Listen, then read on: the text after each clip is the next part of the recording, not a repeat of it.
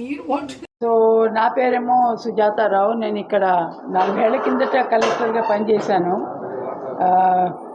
నేను విజయవాడలో పుట్టినప్పటికీ నెల్లూరు అయితే నా పుట్టింటిలాగానే అనుభవిస్తాను. అంత ప్రేమ, అంత క్లోజ్నెస్ నాకు నెల్లూరు ప్రజలతో రావటం అయింది.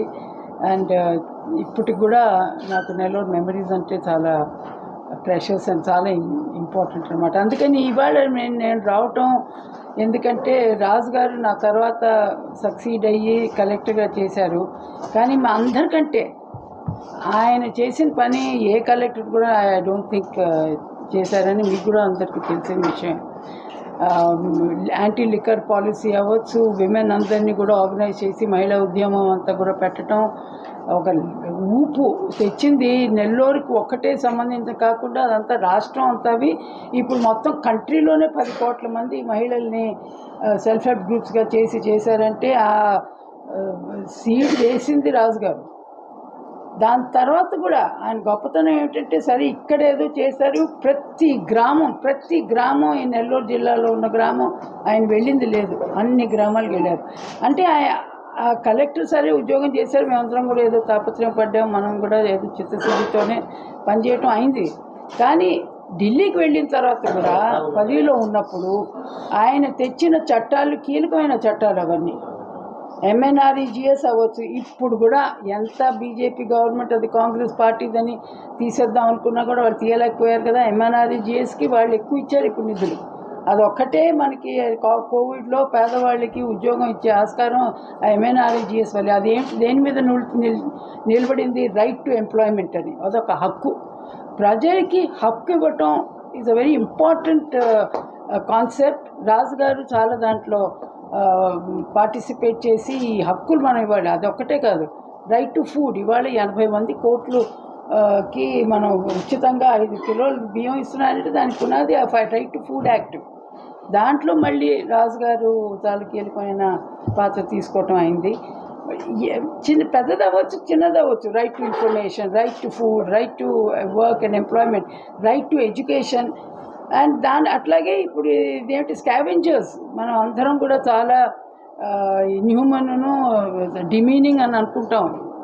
లోపలికి వెళ్ళి ఫీకల్ మ్యాటర్ అంతా క్లీన్ చేయటం, స్కావెంజింగ్, అది కూడా బ్యాన్ చేయించడానికి పునాదులు తీసుకోవటం అంతా కూడా రాజుగారు చేశారు. అందుకని నేనేమంటున్నానంటే, ఆయన ఒక వ్యక్తిగా ఆయన కెరియర్ మొత్తం డెడికేషను పూర్ పీపుల్కి. శంకరన్ గారు లాగా, ఆ శంకరన్ గారు పెట్టిన మార్గం మేము కొంతమంది ఫాలో అవ్వడానికి ప్రయాసం చేసాం.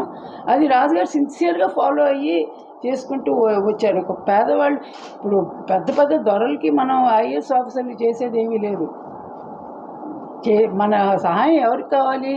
నిరుపేదలకి, ఆస్కారం లేని వాళ్ళకి, మార్జినలైజ్డ్కి, డిప్రైవ్డ్కి, షెడ్యూల్ కాస్ట్ అవ్వచ్చు, ట్రైబ్స్ అవ్వచ్చు, విమెన్ అవ్వచ్చు, వాళ్ళందరికీ సహాయం చేయటం అది మాకు నేర్పించిన లెసన్ అనమాట. నేను సర్వీస్లో జాయిన్ అయినప్పుడు మాకు శంకరన్ గారంటే, యుగంధర్ గారంటే వీళ్ళంతా చెప్పింది ఏమిటి, IAS అంటే సోషల్ క్యాటలిస్ట్.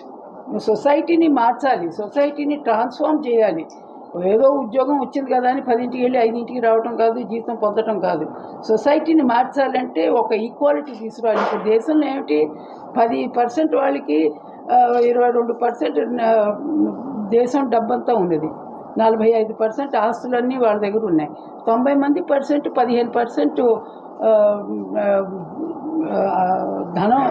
ఈ ఇన్ఈక్వాలిటీ సస్టైనబుల్ కాదు. ఒక సొసైటీకి నడవాలంటే మనం 5 ట్రిలియన్ ఎకానమీ అవ్వచ్చు, ప్రపంచంలో అన్నిటికంటే సక్సెస్ఫుల్ ఎకానమీ అవ్వచ్చు, కానీ no economy sustainable on such wide inequalities. ఒక సమాజంలో ఒక ప్యారిటీ రావాలి, అందరికీ ఏదో రమారమి ఉండాలి.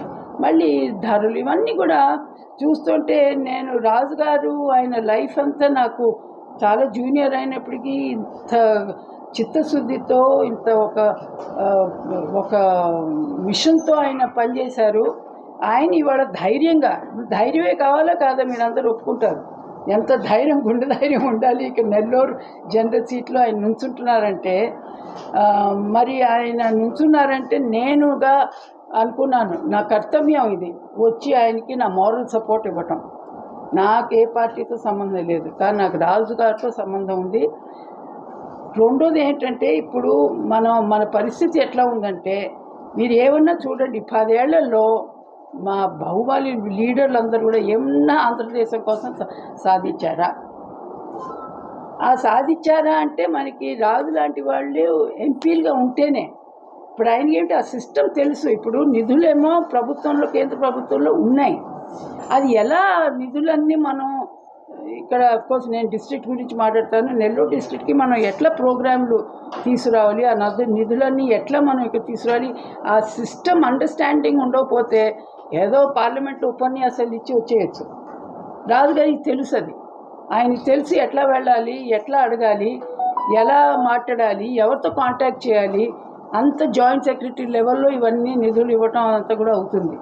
అది అక్కడ అప్రోచ్ అయ్యి తీసుకురావడానికి అది చాలా యూస్ఫుల్. ఆయన ఎక్స్పీరియన్స్ వల్ల అది నా దృష్టిలో అది చాలా మంచి క్యాండిడేట్ అవుతారని అదొక ఆలోచన. మూడోది, ఇప్పుడు ఇవాళ మన సమస్యలు ఏమిటి? సరే, ప్రైస్ రైజ్ ఒకటి ఉందనుకోండి, చాలా అన్ఎంప్లాయ్మెంట్ ఎక్కువ అవుతుంది యువకులకి. మన కాలేజెస్ సరిగ్గా లేవు, కాలేజెస్లో నేర్పించినా సరిగ్గా నేర్పించట్లేదు. దానివల్ల అన్ఎంప్లాయబుల్. నువ్వు ఐటీ గ్రాడ్యుయేట్ అవ్వచ్చు కానీ ఉద్యోగాలు దొరకట్లేదు ఐటీ కంపెనీలో, ఎందుకంటే దే ఆర్ నాట్ ఎంప్లాయబుల్, వాళ్ళకి సరిగ్గా నేర్పించలేదు. So there is a lot of work to be done on quality of education and making them fit for purpose అని అంటారే. అంటే నువ్వు ఈ ప్రోగ్రామ్ గురించి తెలవాలంటే దానికి ట్రైనింగ్ చక్కగా ఇస్తే కానీ వాడికి ఆ ఉద్యోగం దొరకదు. ఫిట్ ఫర్ పర్పస్ ట్రైనింగ్ అంతా ఇవ్వటం, అవన్నీ కార్యక్రమాలు పెట్టడంలో రాజుగారు మాత్రం చాలా శ్రద్ధ తీసుకొని ఆయన చేస్తారు. ఆయనకి వేరే బిజినెస్లు, వేరే డిస్ట్రాక్షన్స్ ఏమీ లేవు. ఆయన ఇక్కడ ఉంటారు, ఆ నమ్మకం నాకున్నది. నెల్లూరులో ఉంటారు, నెల్లూరు ప్రజలతో మధ్యలో ఉండి వాళ్ళతో పనిచేస్తారు. అండ్ వాళ్ళకి ఏ స్కీమ్స్ కావాలన్నా ఆయన ఉన్న ఇమాజినేషన్, విజన్ ఆయన ఇక్కడ ఇంప్లిమెంట్ చేయడానికి. ఇంకా రెండోదేమో ఆయన తత్వము, ఆయన క్యారెక్టర్ మీ అందరికీ తెలుసు. ఎప్పుడు ఈ పాలిటిక్స్లో దిగి నేను ఈ పార్టీ ఆ పార్టీ వచ్చేటవాడు ఇది గొడవలు పెట్టుకోడు. ఆయన ఒకసారి అయిపోయిందంతే. ఇక ముందుకెళ్ళటం, మనం ఎట్లా మన సమస్యల్ని ఎట్లా పరిష్కారం చేద్దాం, సమస్యలు ఎట్లా మనం అందరం కలిసి మాట్లాడగలం, అట్లాంటి క్యాండిడేట్ చాలా అవసరం. ఇప్పుడు ధనవంతులు అవ్వాలంటే మనకి ఏమైనా పనికొస్తారంటే అది విషయం కాదు. Vote is so important. మీకు అవ్వచ్చు, నేను మిడిల్ క్లాస్ మనిషిని, నాకు అవ్వచ్చు.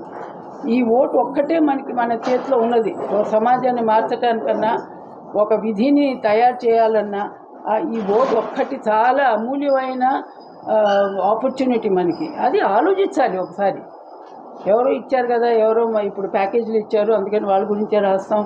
ఎంత ఏనమో ఈ మీడియా అంతా కూడా అట్లా చేస్తుంటే ఎవరిని మనం ఫూల్ చేసుకుంటున్నాం? వీళ్ళు 30 లక్షలు అందుకని రాస్తాం. వీళ్ళు ఈ బేరాలతో ఏమన్నా మనం బాగుపడుతున్నామా? మీరు రేపు నుంచోలేరే ఎలక్షన్కి ఎందుకు? అది ఎందుకు? మనకి డెమోక్రసీ ఉన్నప్పుడు ఎవరైనా నుంచొని ఈక్వల్ ఆపర్చునిటీ ఉండాలి కదా. నేను ఎందుకు నుంచోలేను, ఈయన ఎందుకు నుంచోలేరు, మీరు ఎందుకు నుంచోలేరు? కరోడ్పతిలే నుంచోగలరా? అందుకని నేనేమంటున్నానంటే, మేమిద్దరం చాలా అనుకున్నాం. ఎవరు ఇంకా ఐఏఎస్ ఆఫీసర్లు అందరూ కూడా సహానుభూతి ఉంది, గౌరవం ఉంది రాజుగారు అంటే. కానీ మేము వచ్చి ఇక్కడ అంటే నేను నెల్లూరులో పనిచేసాను, నేను చెప్పాను, నాకైతే ఇది పుట్టింటిలాగా ఉంటుంది. నాకు చాలా చనువు. నెల్లూరు వాళ్ళంటే నాకు అతి ప్రేమ. బెజాడ్ వాళ్ళకంటే మీరు చాలా సుపీరియరు, అది కూడా చెప్తాను. సో అందుకని నేను అనుకున్నాను అనమాట, నా సోదరుడు, నా ఫ్రెండు, ఇంత మంచి వ్యక్తి, అతని కోసం నేను ఏమన్నా నా మారల్ సపోర్ట్ ఇచ్చి ఎక్స్టెండ్ చేయగల శక్తి ఉంటే అది నేను ఉపయోగిస్తానని ఆ నమ్మకంతో ఇక్కడికి వచ్చాను. మీ అందరికి ఒకటే appeal, please kindly help on merit. It is time we move on. చాలు 75 ఏళ్ళు ఈ పాలిటిక్స్ చూసాం. ఇప్పుడు మంచి వ్యక్తిని మీరు ఎన్నుకోండి, పని కానివ్వండి, నెల్లూరుని ముందుకు రానివ్వండి. ఇప్పుడైతే ఆంధ్రదేశం రియలీ నీడ్స్ హెల్ప్. విభజన అయిన తర్వాత we really need help in Andhra. గొప్ప రాష్ట్రం అండ్ వీ హ్యావ్ పొటెన్షియల్. కానీ ఆ రైట్ లీడర్షిప్ ఉండాలి, రైట్ క్యాండిడేట్స్ ఉండాలి. ఇప్పుడు పెద్ద నాయకులందరూ గొప్పవాళ్ళే, నేను దాంట్లో ఏమీ అంటలేదు. చంద్రబాబు నాయుడు గారు హైదరాబాద్ క్రియేట్ చేశారు, మరి అది కరెక్టే. కానీ ఇప్పుడు వాళ్ళు కాదు కదా మీకు వచ్చి మీకు ఏమైనా బాధలు ఉంటే ఇక్కడ నెల్లూరులో కూర్చునేది మీ ఎంపీ గారు. ఈ ఎంపీలో ఎవరు మీ దగ్గర కూర్చొని మీతో పనిచేసి మీకోసం చేస్తారని ఆలోచన చేసే బాధ్యత మీకున్నది. అందుకని మీరందరూ కూడా రాజుగారికి ఓటు చేస్తారని నేను ఆశిస్తున్నాను. Thank you. ప్రచారం అంటూ లేదు, ఎందుకంటే నిన్న వచ్చాం రేపు వెళ్ళిపోతున్నాం, మేమేం ప్రచారం చేస్తాం. కానీ మేము ఎండోర్స్మెంట్, రాజు మంచి వ్యక్తి, ఆయన న్యాయంగా ధర్మంగా ఆయన పార్లమెంట్లో రిప్రజెంట్ స్తోమత ఉన్నది ఆయనకి. అందుకని ఆయన్ని ఎన్నుకోండి అని మేము మీ అందరికీ మనవి చేస్తున్నాం. అంతే, మీ ఇష్టం, మీరు ఎవరికైనా అది అంతే కదా, ఎవరి ఇష్టం వాళ్ళది. మీ కంపల్షన్స్ ఏమిటో మాకు తెలియదు, కానీ నా కర్తవ్యం నేను అనుకున్నా. నాకు ఏంటంటే ఈయన తెలుసు, ఆయన మీద నాకు ఆ నమ్మకం ఉన్నది. నాకు రమేష్కి నాలాగా ఇంకో వేరే అని చెప్పారు, కొంతమంది రాలేకపోయారు. ఈయన మంచి సేవ చేస్తాడు నెల్లూరుకి. నిజంగానే ఏమంటే మేము జిల్లాలో పనిచేయటం ఒకటి, నేను ఎన్ని జిల్లాల్లో పనిచేశానో. రాజుగారు ఇక్కడ తర్వాత కర్నూలుకి వెళ్ళారు కలెక్టర్లు, కానీ ఆయన సంబంధం కర్నూలుకి నెల్లూరుకి ఎంత తేడా ఉంది. కర్నూలులో కూడా నుంచోవచ్చు కదా. కలెక్టర్ చేశారని కాదు, కలెక్టర్ చేసి అక్కడ చేసిన పని, అక్కడ చేసిన పీపుల్ కనెక్ట్ అంటారే, అది నెల్లూరులో ఆయనకి వచ్చింది, నాకు వచ్చింది, శంకరన్ గారికి అనిపించింది. నెల్లూరు అంటే ఒక స్పెషల్ ఫీలింగ్. నాకు ఎవరైనా నెల్లూరు నుంచి వస్తారంటే నా కళ్ళలో నీళ్ళు ఇప్పటికి కూడా వస్తాయి ఇన్నేళ్ళ తర్వాత. అది ఎందుకంటే నాకేం తెలుసు, నేను ఎన్ని ఉద్యోగాలు చేశాను, యూనియన్ హెడ్ సెక్రటరీగా రిటైర్ అయ్యాను. సో అందువని నాకు రాజుగారు నెల్లూరుకి వెళ్ళి, ఏదో ఇంకో జిల్లాలో ఉంటే నాకు తెలియదు, కానీ నెల్లూరు వెళ్ళి నెల్లూరు ఎంపీగా నిల్చున్నారంటే ఆయన ఇక్కడ నెల్లూరుని బాగు చేస్తారని నమ్మకం ఉంది నాకు. నాకున్న ఆప్యత, నాకున్న అభిమానం నెల్లూరు జిల్లా రాజుగారి 2 ఫ్యాక్టర్స్ వల్ల నేను వచ్చాను ఆయన ఎండోర్స్ చేయడానికి. నాకు పాలిటిక్స్ చాలా దూరం, నన్ను మాత్రం పాలిటిక్స్ అనుకోండి.